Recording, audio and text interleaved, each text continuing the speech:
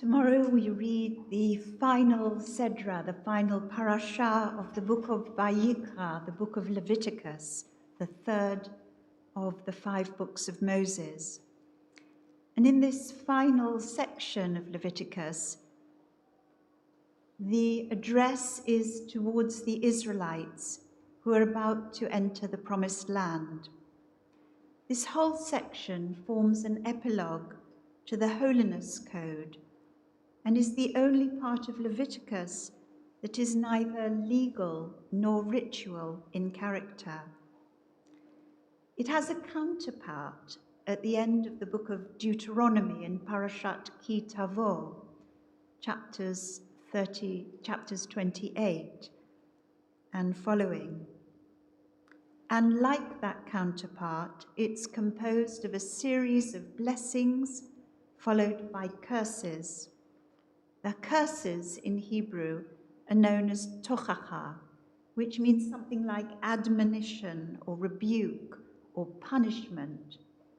Liberal Jewish congregations rarely, if ever, read these latter sections, the curses, which are devastating execrations, threatening the misery of disease, warfare, famine, and desolation of land and people. There's a Yiddish proverb which captures something of the wretchedness wrought by such curses. Alle Zein soll dir herausfallen, nur einer soll dir bleiben auf Zonwetig. May all your teeth fall out except one, and may that one give you toothache. Heaven forbid. In synagogues where the whole Sedra is read, and as you probably know, divided into 7 aliyot, 7 sections, with 7 different people called up to read a blessing before and after each section,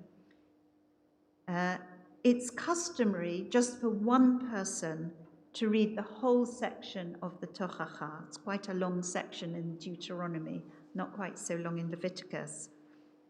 For 2 or more people to read the curses, says the Talmud, it is as though one rejects the chastenings of God, nor should one say a blessing over such calamities. Therefore, when you read this whole section, you begin that section of the curses by reading a verse preceding them and the verse after them, so as not to invite these terrible things upon oneself or upon the congregation. So it's not a great honor to be called up. At least some people think it's not a great honor to be called up to say the blessing over this aliyah of the Tochacha. What about how the Tochacha should be read? There seems to be some sort of disagreement about that. Ashkenazi communities recite them in an undertone, almost a whisper, but Sephardi traditions differ in their practice. Rabbi Isaac Luria, known as the Ari in the 16th century in Sfat, used to read them out loud, and other rabbis, like the Ari, were critical of what they felt was a less than punctilious rendering of the Torah by Ashkenazi congregations as they mumbled their way through all these curses. In some Bavarian communities in the 18th century, there was a tradition of counteracting the curses by immediately offering a Misha Berach, a blessing, with these words: May the Eternal One change the curses into blessings, and may it thus be God's will, and let us say, Amen.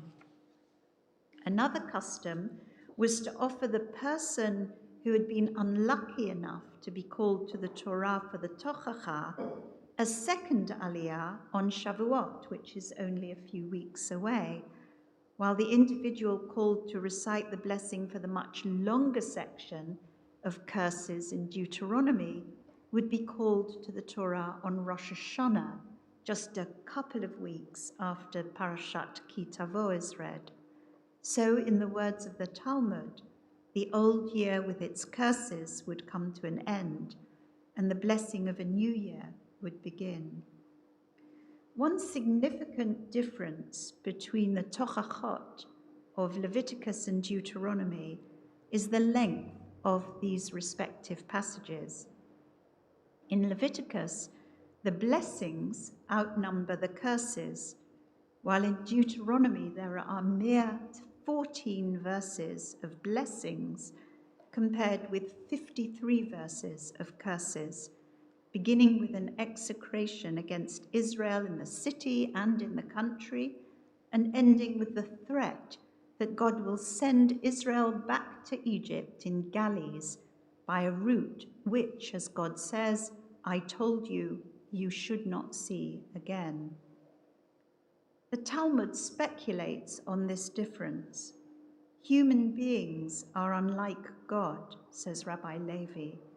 In Leviticus, God blessed the Jewish people with 22 and cursed them with only 8, meaning that God blessed them with the 22 letters of the Hebrew alphabet, from the first Aleph that begins the verse.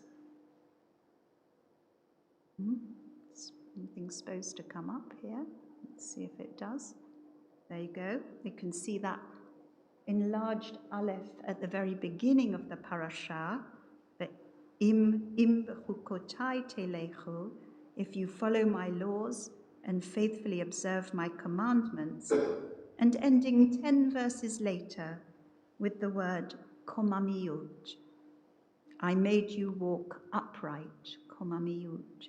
The tough of this word being the 22nd and last letter of the alphabet, while the letters used to curse Israel numbered only 8. I'm not going to go into all those details.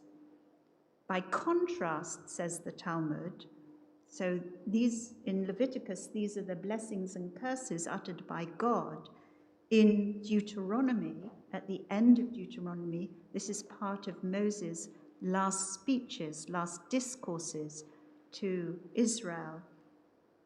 The Talmud says Moses, our teacher, blessed them with only 8 and cursed them with 22.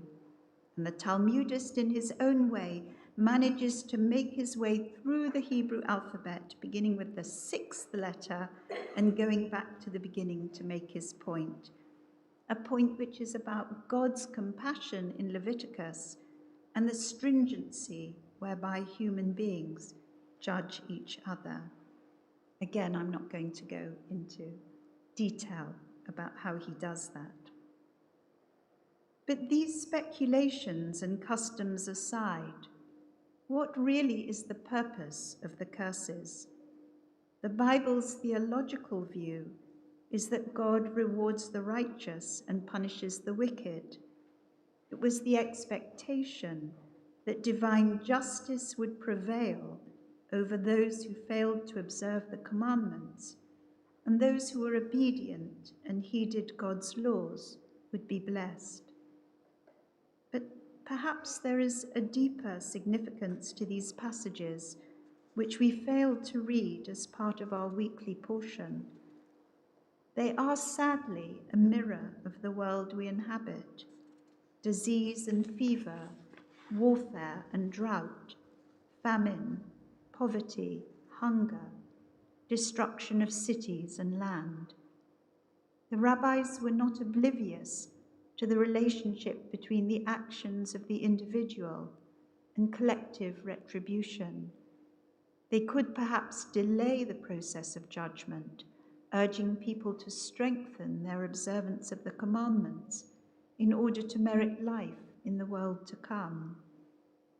But I wonder how differently we read this section of the curses from the way we encounter the media's representation of bad news, the warnings of global poverty and hunger, the climate catastrophe, the war in Ukraine. We often go for the bad news first, rather than good news. There but for the grace of God, Schadenfreude, watching the world unravel, seeing the mighty fall. And we are all responsible in some ways for the calamities that befall the world. There is some truth in the warning that if we do not heed what it is that God requires of us, many will suffer. We hold collective responsibility for what goes wrong in the world, just as we hold collective responsibility for what goes well.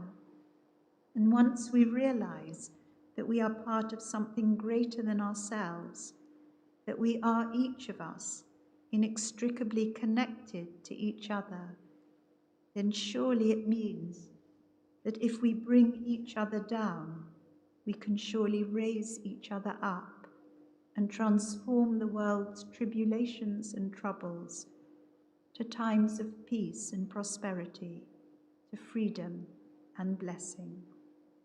Amen.